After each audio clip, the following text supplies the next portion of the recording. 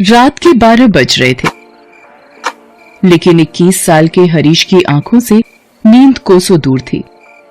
वो इधर उधर करवटें बदल रहा था और काम्या के बारे में सोच रहा था। फिर उसने अपना मोबाइल निकाला और मोबाइल की गैलरी में काम्या की तस्वीर को जूम करके देखने लगा। जैसे जैसे काम्या की तस्वीर बड़ी और नजदीक होती जा रही थी, उसकी सांसें तेज हो रही थी और दिल की धड़कन भी बढ़ रही थी। उफ, कोई इतना खूबसूरत कैसे हो सकता है? ऐसा लगता है कि ईश्वर ने टाइम निकालकर इन्हें बनाया है। काश ये हमेशा के लिए मेरी हो जाए। काम्या के बारे में सोचते हुए हरीश को कब नींद आ गई, उसे पता ही नहीं चला। 35 साल की काम्या बहुत ही खूबसूरत थी।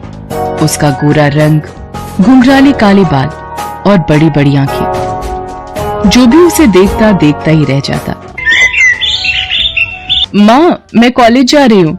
आज कॉलेज में कुछ जरूरी मीटिंग है, इसलिए जल्दी पहुंचना होगा। अरे नाश्ता तो कर ले। माँ, मैंने चाय पी ली है, कैंटीन में कुछ खा लूंगी। काम्या अपनी माँ के साथ दिल्ली में रहती है। काम्या ने अब तक शादी नहीं की थी। वो दिल्ली के ही एक कॉलेज में इकोनॉमिक्स की प्रोफेसर थी। अपने सब्जेक्ट में वो बहुत ही माहिर थी, इसलिए कॉलेज के प्रोफेसर के साथ साथ स्टूडेंट्स भी उसे बहुत मानते थे। काम्या आज भी अपने स्टूडेंट्स की क्लास ले रही थी। उन्हीं स्टूडेंट्स में हरीश भी था, जो उसे घूर घूर कर देख रहा था और मन ही मन उनके बारे में कुछ सोच रहा था। इकोनॉमिक्स जैसे बोरिंग सब्जेक्ट्स को भी काम्या मैम कितना इंटरेस्टिंग बना देती हैं। ये खुद भी तो इतनी इंटरेस्टिंग है कि इनसे पीछा छुड़ाना मुश्किल हो जाता है। हरीश काम्या मैम के ख्यालों में खोया हुआ था। तभी काम्या ने उससे एक सवाल पूछा। अब हरीश का ध्यान उनकी पढ़ाई पर रहता तब तो वो जवाब देता। उसका ध्यान तो काम्या मैम पर था। हरीश, क्या बात है? तुम्हारा ध्यान कहाँ रहता है? मैं जब भी तुमसे कोई सवाल पूछती हूँ तुम इधर उधर देखने लगते हो। वो मैम, मैं इधर उधर नहीं देख रहा था, मैं तो आपको ही देख रहा था। आपसे नजर हटती कहाँ है मैम? उसके ऐसा कहते ही पूरी क्लास हंस पड़ी। हरीश, ये तुम क्या कह रहे हो? मैम की डांट सुनते ही हरीश को अपनी गलती का एहसास हुआ और उसने अपनी बात को बदलते हुए कहा, सॉरी मैम, मेरा मतलब वो नहीं था। मैं तो ये कहना चाह रहा था कि आप इतना अच्छा पढ़ाती हैं कि कोई कहीं और कैसे ध्यान दे सकता है। अच्छा ठीक है, तो फिर मेरे सवाल का जवाब दो। उसी दिन की बात है, लंच का समय खत्म हो गया था। हरीश स्टाफ रूम के बाहर काम्या मैम का ही इंतजार कर रहा था। जैसे ही मैम स्टाफ रूम से निकलकर दूसरे क्लास की ओर बढ़ी, पीछे से हरीश ने उन्हें टोकते हुए कहा, एक्सक्यूज मी मैम। हरीश, तुम यहाँ? तुम्हें तो अपनी क्लास में होना चाहिए। मैम, वो मुझे आपसे कुछ बात करनी थी। मुझसे? हाँ बोलो, क्या बात है? उसके बाद हरीश ने डरते डरते धीमे से काम्या मैम से कहा, मैम, मैं आपसे ट्यूशन पढ़ना चाहता हूँ। ट्यूशन? पर मैं तो ट्यूशन नहीं पढ़ाती। तुम्हें कोई भी प्रॉब्लम है तो तुम मुझसे यहीं पूछ लो, मैं उसका सोल्यूशन दे दूंगी। सॉरी मैम, लेकिन यहाँ इतने सारे स्टूडेंट्स होते हैं कि मैं पूछ ही नहीं पाता, और कभी कभी तो लगता है कि कहीं मेरे किसी क्वेश्चन पर वो हंस ना दें। अरे ये क्या बात हुई? क्वेश्चन पूछने पर कोई क्यों हंसेगा? जितनी मर्जी है और सब्जेक्ट से रिलेटेड जो भी सवाल है तुम पूछो। एक बार नहीं, बार बार पूछो, लेकिन ट्यूशन के लिए मुझसे मत कहो। लेकिन हरीश अपनी जिद पर अड़ा रहा और काम्या को इमोशनली ब्लैकमेल करने लगा। मैम, मेरा इकोनॉमिक्स बहुत ही कमजोर है। मुझे लगता है कि मैं इसमें फेल हो जाऊंगा। अगर मैं फेल हो गया तो पूरे कॉलेज और घर वालों के सामने मेरी नाक कट जाएगी। मैम, मेरे पापा किसान हैं। बहुत ही मेहनत से वो मुझे और मेरी बहन को कॉलेज में पढ़ा रहे हैं। उन्हें हम दोनों से बहुत सारी उम्मीदें हैं। अगर मैं फेल हो गया तो वो टूट जाएंगे मैम। ये कहते हुए हरीश रोने लगा। हालांकि उसके आंसू घड़ियाली थे और वो किसी तरह काम्या के घर जाना चाहता था ताकि वो काम्या मैम के साथ अकेले में कुछ समय बिता सके, उन्हें देख सके, उन्हें महसूस कर सके और एक दिन अपने दिल की बात उनसे कह सके। लेकिन काम्या को इस बात का कहां पता था। उसके लिए तो हरीश भी बाकी स्टूडेंट्स की तरह ही था। आखिरकार काम्या ने उसे 1 घंटे घर पर ट्यूशन देने की बात कही। साथ ही ये भी कहा कि हरीश, तुम ये बात किसी और स्टूडेंट को मत बताना कि मैं तुम्हें ट्यूशन दे रही हूँ, क्योंकि मैं पर्सनली ट्यूशन के बहुत ही खिलाफ हूँ। भला ये बात हरीश किसी को क्यों बताता। हरीश अगले दिन से काम्या मैम के घर ट्यूशन पढ़ने जाने लगा। हरीश को काम्या के घर जाते हुए 1 हफ्ते हो गए थे। एक दिन काम्या उसे पढ़ा रही थी और वो हमेशा की तरह पढ़ाई से ज्यादा उनकी खूबसूरती में खोया हुआ था। मैम, बुरा ना माने तो आपसे एक बात कहूँ? हाँ बोलो। मैम, आप गलत प्रोफेशन में हैं। क्या मतलब गलत प्रोफेशन में हूँ? तुम्हारे हिसाब से मुझे किस प्रोफेशन में होना चाहिए था? मैम, आप इतनी खूबसूरत हैं कि आपको तो हीरोइन होना चाहिए था। कसम से, फैंस की लाइन लगी होती है आपके घर के बाहर और उन फैंस में मैं सबसे आगे होता। उसकी बातों को सुनकर काम्या ने मुस्कुराते हुए उससे कहा, मेरी तारीफ करने के लिए शुक्रिया, लेकिन I am very happy with my profession. मैं बहुत खुश हूँ। इनफैक्ट मैं बचपन से ही टीचर बनना चाहती थी ताकि समाज में वो बदलाव ला सकूं जिससे समाज ग्रो करे, वो नए सपने देखे और इस दुनिया को खूबसूरत। हरीश काम्या के यहाँ ट्यूशन पढ़ने आता रहा, लेकिन काम्या को अब ये एहसास होने लगा था कि वो पढ़ाई से ज्यादा उसमें दिलचस्पी ले रहा है। एक दिन तो उसने बहुत ही पर्सनल सा सवाल काम्या से किया, आपकी थिंकिंग आपकी ही तरह खूबसूरत है मैम।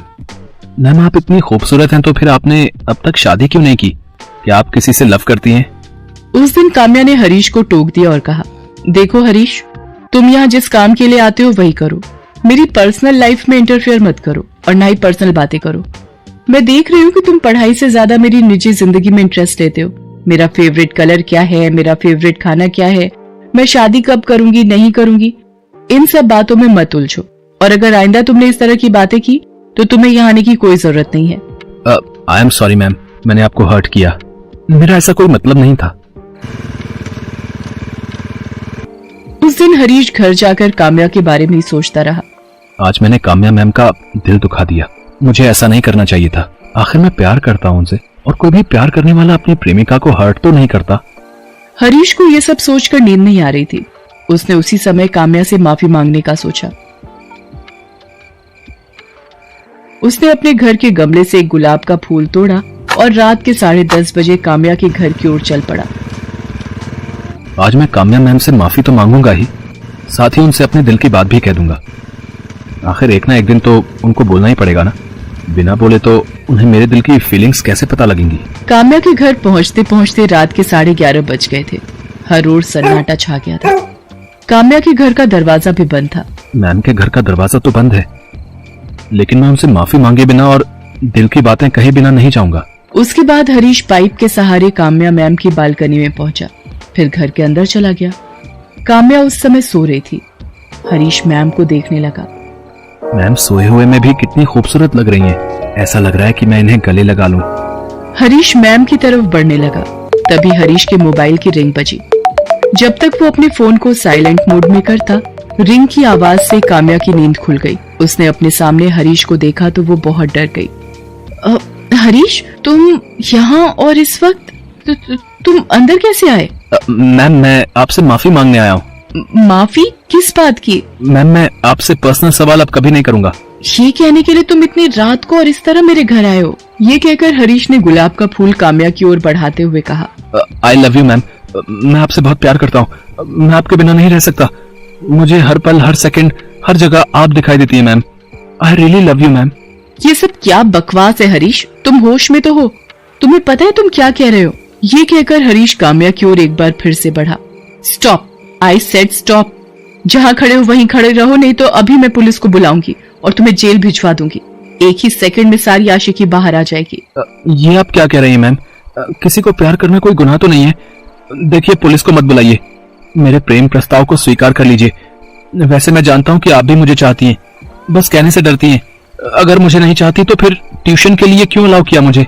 हरीश, तुम्हें अच्छे से पता है कि ट्यूशन के लिए मैंने क्यों अलाउ किया, लेकिन लगता है मैंने सच में बहुत बड़ी गलती कर दी है। नहीं मैम, आपने कोई गलती नहीं की है। गलती तो मैंने की आपसे प्यार करके। पता नहीं इस दुनिया में प्यार को इस नजर से क्यों देखा जाता है। सभी कहते हैं कि एक दूसरे से प्यार करो, फिर कंडीशन लगाने लगते हैं। प्यार कंडीशन से नहीं होता है, लेकिन उसकी सीमाएं तय हैं हरीश। मान लो कल को कोई इस तरह तुम्हारी बहन के कमरे में घुस जाए और उससे बदतमीजी करे, उसे जबरदस्ती प्रेम प्रस्ताव दे दो, तुम क्या करोगे? कोई मेरी बहन के कमरे में घुसेगा तो मैं उसे जान से मार दूंगा। अपनी बहन पर बात आई तो उसे जान से मारने लगे। मैं भी तो किसी की बहन हूँ, बेटी हूँ। बोलो मैं क्या करूँ? मैं भी मार दूं तुम्हें जान से, या तुम पर केस करके तुम्हें जेल भिजवा दूं? क्यों अपने परिवार की इज्जत मिट्टी में मिलाने पर तुले हो? हरीश, ये पढ़ने का समय है, करियर बनाने का समय है, उस पर ध्यान दो और कभी भी सीमाओं को मत लांघो। काम्या की बात धीरे धीरे हरीश को समझ में आने लगी। उसे अपनी गलती का एहसास हो गया। उसने काम्या से माफी मांग ली और वापस लौट गया। उस दिन के बाद उसने अपनी पढ़ाई पर फोकस करना शुरू किया और जल्द ही उसकी गिनती अच्छे और इंटेलिजेंट स्टूडेंट के रूप में होने लगी।